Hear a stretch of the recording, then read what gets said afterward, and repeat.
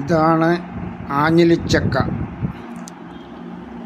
സാധാരണ പ്ലാവിലുണ്ടാകുന്ന ചക്ക പോലെ തന്നെ ആഞ്ഞിലി എന്ന് പറയുന്ന വൃക്ഷത്തിലുണ്ടാകുന്ന ഒരു കായാണ് ആഞ്ഞിലിച്ചക്ക എന്നറിയപ്പെടുന്നത്.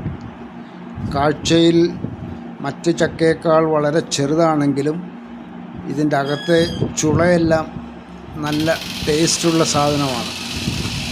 ഞാനിത് പൊളിച്ച് നിങ്ങളെ കാണിക്കാം.